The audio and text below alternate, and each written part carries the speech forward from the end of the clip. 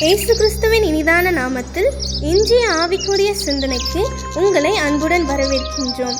இப்போதும் ஒரு பாடலுக்கு பின்பு உங்கள் சிந்தையை தெளிவிக்கும் ஆவிக்குரிய செய்தியை கேட்கலாம்.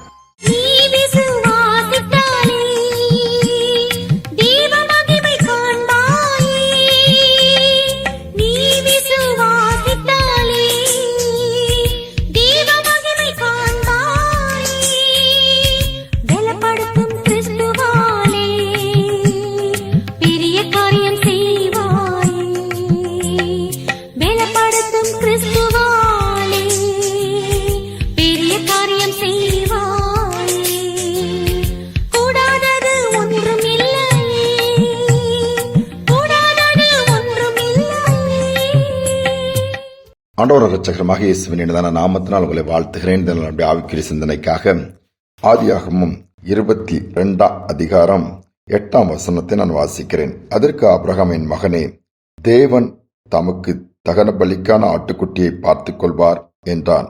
அப்புறம் இருவரும் கூடிப்போய் என்று சொல்லப்பட்டிருக்கிறது. ஆபிரகாமிடம் ஆண்டவர் பேசுகிறார், உன்னுடைய மகனை எனக்காக தகன பலியிடு. அந்த சோதனையை ஆபிரகாம் அழகாக ஜெயித்ததை பார்க்க முடியும், அறிந்திருக்கிறோம். ஆனாலும் ஆபிரகாம் பயன்படுத்தின வார்த்தைகள் விசுவாசம் நிறைந்த வார்த்தைகள். வேலைக்காரர்களை பார்த்து கூட நாங்கள் திரும்பி வருவோம் என்று சொல்லுகிறான். எப்படி முடியும் அது? மகனை பலியிடுவதற்காக மலைக்கு அழைத்து செல்லுகிறான். திரும்பி ஆபிரகாம் மட்டும்தானே வர முடியும். திரும்பி வருவேன் என்று சொல்லவில்லை, வருவோம். அடுத்து மகனே கேட்கிறான், அப்பா, பலியிடுவதற்கு எல்லாம் இருக்கிறது, ஆட்டுக்குட்டி இல்லையேன்னு சொல்லும்போது கூட தகன பலிக்கான ஆட்டுக்குட்டியை தேவன் பார்த்துக் கொள்வார், கர்த்தர் நடத்துவார், கர்த்தர் பொறுப்பெடுத்துக் கொள்வார். அந்த வார்த்தைகள் எவ்வளவு அழகாக இருக்கிறது.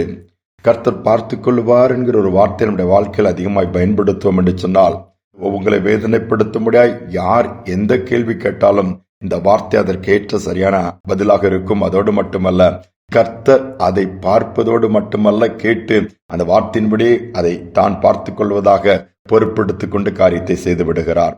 நம்முடைய வார்த்தை, நம்முடைய பதில்கள் எப்படி இருக்கிறது? நாம் விசுவாச வார்த்தைகளை பேசுவதற்கு பதிலாக எரிச்சலிலே, கோபத்திலே, விரக்தி அடைந்து தூக்கி எறிந்து இப்படிதான் என் வாழ்க்கை, இதுதான் இப்படிதான் இருக்கும் என்று சொல்லி நாம் அவிசுவாச வார்த்தைகளை உதிர்த்து விடுகிறோம். அதுதான் பின்பு நடந்து விடுகிறது. ஒரு சமயம் 1904 இங்கிலாந்து தேசத்திலே வால்டர் மார்டின் என்கிற போதகர் ஒரு இடத்திற்காக மீட்டிங் ஆயத்தமாய் கொண்டிருக்கிறார். ஏற்கனவே நான் வருகிறேன் என்று சொல்லி ஏற்றுக்கொண்ட அந்த மீட்டிங் புறப்படும் தன்னுடைய மனைவி அதிகமாக சுகவீனப்பட்டு விடுகிறார்கள். சுகவீனப்பட்ட உடனே மருத்துவரிடம் கொண்டு போகிறார்கள். நிலைமை கொஞ்சம் மோசமாக இருந்த உடனே என்ன செய்வது? மீட்டிங்கு போவதா அல்லது அப்படியே நின்று விடலாம் என்று சொல்லும் பொழுது மனைவியை பார்த்து நான் என்ன செய்யணும் தெரியும் போது 9 வயது மகன் சொல்கிறான், டாடி, நீங்க ஊழியத்துக்கு போங்க, கர்த்தர் அம்மாவை பார்த்துக் கொள்வார், கர்த்தர் அம்மாவை பார்த்துக் கொள்வார். அந்த வார்த்தை கேட்டோடு அந்த போதகர் அப்படியே பார்த்து நிற்கும் பொழுது அவருடைய மனைவியாகிய சிவிலா மாற்றினும், சரியப்பா நீங்க போங்க, கர்த்தர் பார்த்துக் கொள்வார், அந்த வார்த்தையை ரிப்பீட்டடா சொல்றாங்க. இவர் ஊழியத்துக்கு போய் திரும்பி வருகிறார். மனைவி பூரண சுகமடைந்து உட்கார்ந்து இருக்கிறார்கள். யோசித்து பாருங்கள்.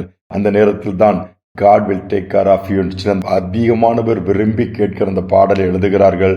அந்த போதகர் அதற்கு இசை அமைக்கிறார். பாருங்கள், அந்த சிறு பையன் சொன்னான், கர்த்தர் பார்த்துக் கொள்வாரா? கர்த்தர் அம்மாவை பார்த்துக் கொள்வார்.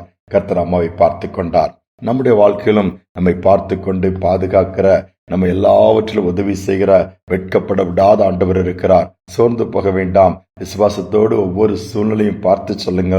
மற்றவர்கள் கேட்கிற கேள்விகளுக்கு சொல்லுங்க, ஏன் இப்படியேதான் இருக்குமா, இது மாறாதா?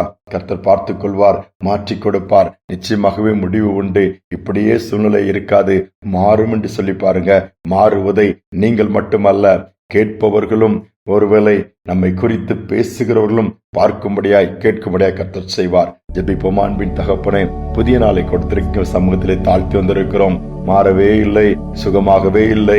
என் பிரச்சனை அப்படியே தான் இருக்கிறது, நாளுக்கு நாள் அதிகரித்துக் கொண்டே தான் இருக்கிறது, என் வேதனைக்கு ஒரு முடிவே இல்லை என்று அங்கலாய்க்கிற பிள்ளைகள் இந்த செய்தியை கேட்க நேரிடுமானால் கர்த்தராகி நீர் அதை பார்த்துக் கொள்ளும்படியாய், அப்பா, ஆட்டுக்குட்டி என்ற ஆபிரகாமுக்கு ஏற்படுத்தி கொடுத்து மகனை அந்த காரியத்திலிருந்து விடுவித்த அந்த சோதனையிலே ஆபிரகாமை ஜெயிக்க வைத்த தேவன் ஆண்டவரே, இந்த நாளிலும் கூட நீர் எல்லாவற்றையும் பார்த்துக் கொள்வீராக. இந்த பிள்ளைகளை வெட்கப்பட விடவே மாட்டீர். ஒவ்வொரு இன்னைக்கு தைரியப்படுத்தி, உற்சாகப்படுத்தி, தொடர்ந்து மேன்மையான காரியங்களை பெற்றுக் கொள்ளத்தக்கதாய், விசுவாசத்தில் அடுத்த எல்கைக்குள் வரத்தக்கதாய் வார்த்தைகள் மாறட்டும், வாழ்க்கையும் மாறட்டும். தாழ்த்தி ஒப்புக் கொடுக்கிறேன். துதிகனமை ஏற்றுக்கொள்ளும் இயேசுவின் நாமத்தில் பிதாவே, ஆமேன், ஆமேன். நமக்குரிய எல்லாவற்றையும் நம்முடைய கர்த்தர் பார்த்துக் கொள்வார். கர்த்தர் பார்த்துக் கொள்வார் என்கிற வார்த்தையை எல்லாவற்றிலும் நாம் பயன்படுத்துவோம். நிச்சயமாகவே நாம் அதை பார்க்க முடியும். இந்த சிந்தனையோடு இந்த நாளை தொடருவோம். மீண்டுமாய் நாளை தினம் சந்திப்போம். யெகோவா நீரே எல்லாம் பார்த்துக் கொள்வீர்.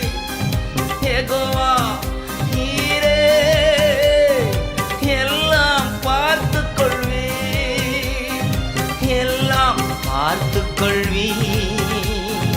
யெகோவா நீரே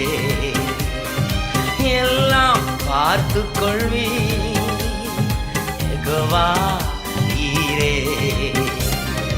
அதிகாலை